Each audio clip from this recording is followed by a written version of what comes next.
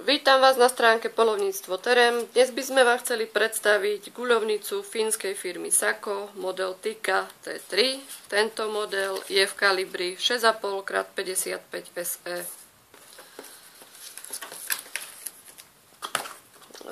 Zbraň je samozrejme so slovenským prekladom, návodom.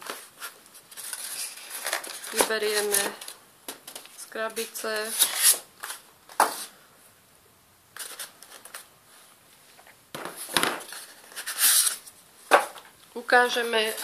Ukážeme si, ako sa vklada záver.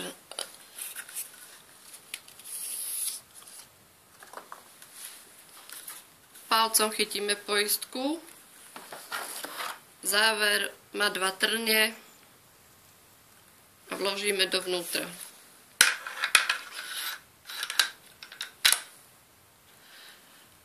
Záver je takisto s výstražníkom, ktorý vidíme. Teraz vlastne svieti tam červený bod.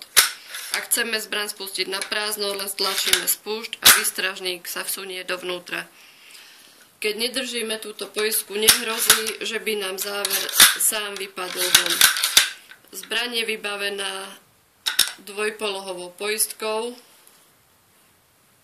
Teraz je zbraň pripravená k streľbe, takisto svieti červený bod. Ak chceme zbraň zaistiť, posunieme poistku dozadu. Teraz sa nedá pohnúť ani záverom, ani spúšťou. Zbraň je pripravená k namontovaniu puškohľadu. V našom prípade bude montovaná puškohľad od firmy Sako Optilok s 30-kovými krúžkami. Na puškohľad od firmy Minox model ZE 5i 3,5 až 15 na 56 s osvetleným bodom červeným. Záver vyberieme vonku.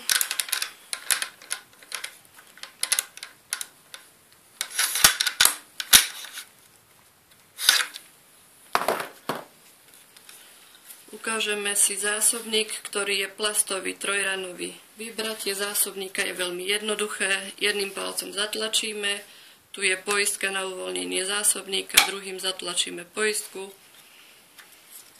Vyberieme zásobník von. Zbraň má mieridla čiernej farby, mušku takisto čiernej farby. Zbraň je vybavená orechovou pažbou, ktorá je pekne vyrezávaná, bez lícnice, zakončená gumenou bodkou.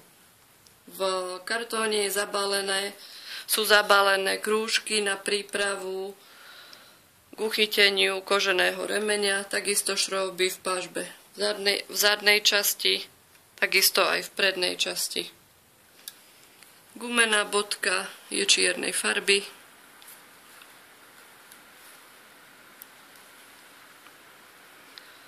Zbraň má moderný dizajn, nepatrí medzi najťažšie zbrane. Myslím si, že je vhodná aj pre náročnejšieho poľovníka.